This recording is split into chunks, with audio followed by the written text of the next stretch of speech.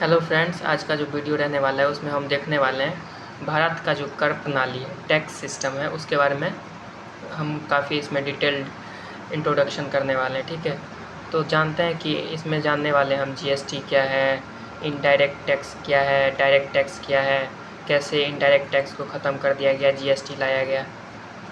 तो जानते हैं टैक्स के बारे में। सबसे पहले इसका हिस्ट्री जानते हैं।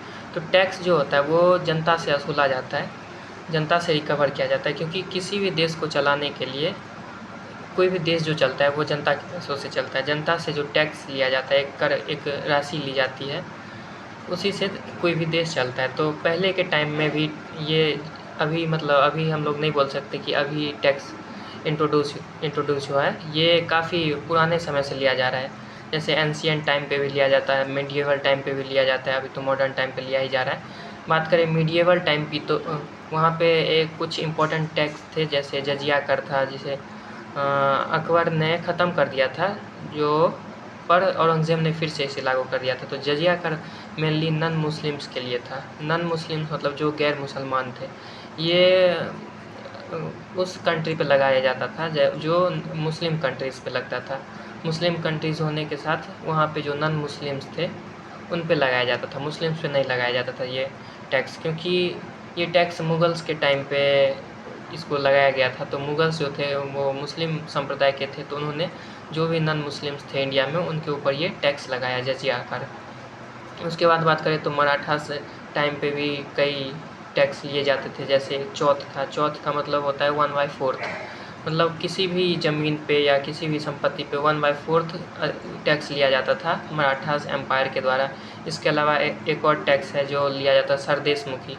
सरदेशमुखी टैक्स मराठास एम्पायर के टाइम पे भी लिया जाता था, जिसमें ये उसमें दिया गया था कि कोई भी रीजन के अंदर कोई एरिया आता है तो वहाँ पे टैक्स लिया जाता है। तो उस टाइम पे भी जनता से टैक्स लिया जाता था, जिससे अपना वो साम्राज्य चला सके, अपने सेना को मजबूत बना सके। जैसे अभी के टाइम में जो टैक्स लिया जाता है वो देश को चलाने के लिए, जैसे बहुत गवर्नमेंट एम्प्लॉय को सैलरी देने के लिए लिया जाता है। हमारी जो बजट पेश होता है वो सारा कुछ टैक्स से ही लिया जाता है। ठीक है, सब टैक्स से ही वसूला जाता है। तो ये था हमारा हिस्ट्री टैक्स का। अब जानते हैं इंडिया में अभी मॉडर्न टाइम पे कितने टाइप्स के टैक्स होते हैं। तो अभी जो फ़िलहाल 2 टाइप्स के टैक्स होते हैं, पहला है इनडायरेक्ट टैक्स और दूसरा है डायरेक्ट टैक्स। बात करें डायरेक्ट टैक्स मतलब हुआ प्रत्यक्ष कर। इसका ये मतलब हुआ कि जिस पे टैक्स लगा पे भी उसी को करना पड़ेगा। मान लीजिए मेरे पे टैक्स आया तो इम्पैक्ट भी मेरे ऊपर ही पड़ेगा। जैसे इसमें बहुत सारे टैक्स आते हैं। जैसे मान लीजिए मेरे ऊपर टैक्स लगा तो मैं ही इसे पे करूँगा। इसमें बहुत सारे टैक्स आते हैं, जैसे इसमें आ गया इनकम टैक्स। मान लीजिए अभी के टाइम पे तो इनकम को मतलब 12 लाख तक कर दिया गया, पहले 10 लाख था। तो यदि 12 लाख टैक्स ये आपका इनकम है तो उस पर आपका टैक्स लगेगा। ठीक है, ये इनकम टैक्स है। फिर आता है इसमें कस्टम ड्यूटीज़ आते हैं और बहुत सारे इसमें गिफ्ट टैक्स आते हैं, फिर प्रॉफिट टैक्स आते हैं और समथिंग कुछ आ जाते हैं। इनकम टैक्स के अलावा हो गया कॉर्पोरेट टैक्स। कॉर्पोरेट टैक्स किसी कंपनी पे लगाया जाता है। जैसे इसमें यहाँ पे मतलब यहाँ पे दिया गया है इंडिया में कि इतनी से ज़्यादा यदि आपकी इनकम है किसी कंपनी की तो उस पर टैक्स लिया जाएगा। उसके लिए रूल्स एंड रेगुलेशंस दिए गए हैं।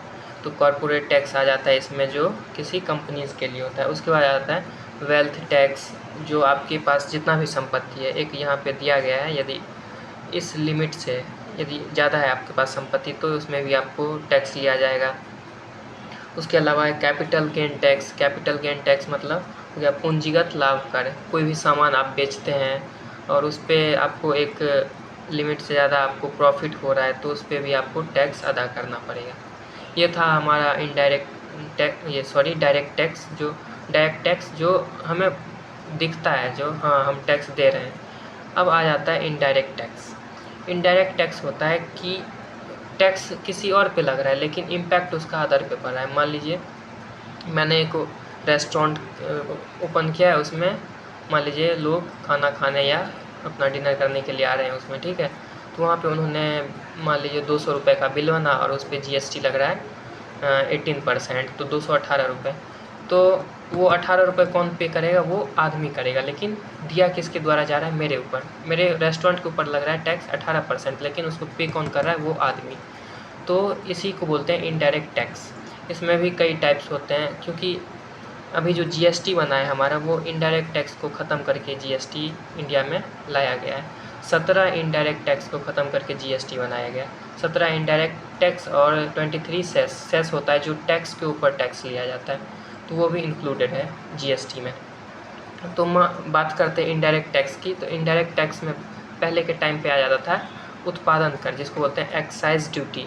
एक्साइज ड्यूटी ये होता है कि आपकी कंपनी से जितना भी कुछ उत्पाद हुआ है उस पर टैक्स लिया जाता था, लेकिन अब इसे ख़त्म कर दिया गया। एक्साइज ड्यूटी ख़त्म नहीं किया गया, इसे मतलब पहले बहुत डिफरेंट टाइप्स के इनडायरेक्ट टैक्स हुआ करते थे, तो उसमें कॉम्प्लेक्सिटी आ गई थी, तो उसे यह जीएसटी में इंक्लूड किया गया है।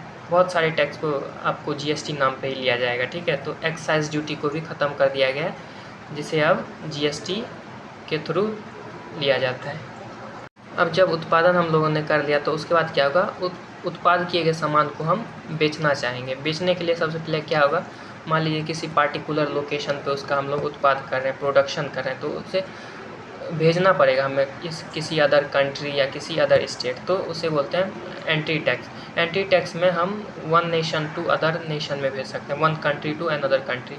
एक देश से दूसरे देश में भेजने पे टैक्स लगता है, और दूसरा होता है एक स्टेट से दूसरे स्टेट भेजने पे टैक्स लगता है। तो जब एक कंट्री से दूसरे कंट्री में भेजा जाता है, तो उस पर लगता है कस्टम ड्यूटीज़। कस्टम ड्यूटीज़ होता है जब वहाँ पे जो एक कंट्री से दूसरे कंट्री में, वहाँ पे जो उस सीमा को जब हम बॉर्डर क्रॉस करते हैं, तब हमसे लिया जाता है कस्टम ड्यूटी।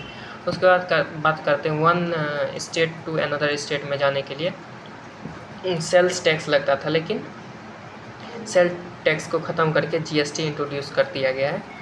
अब उसके बाद जब हमने एंट्री कर लिया, तो उसके बाद बिक्री करेंगे, तो बिक्री के लिए भी अब टैक्स लग रहा है। तो बिक्री के लिए टैक्स लग रहा है, जिसे पहले के टाइम में बोला जाता है वैट, वैल्यू एडेड टैक्स। लेकिन वैट था जो बिक्री पे लगता था, लेकिन इसे भी अब मतलब हटा दिया गया, इसे जीएसटी में इंक्लूड कर दिया गया। तो बहुत सारे इनडायरेक्ट टैक्स थे जिसे हटा के जीएसटी एक ही मतलब एक टैक्स बना दिया गया है। इतने सारे 17 इनडायरेक्ट टैक्स को ख़त्म करके एक में इंट्रोड्यूस कर दिया गया, जिसे बोलते हैं जीएसटी, गुड एंड सर्विस।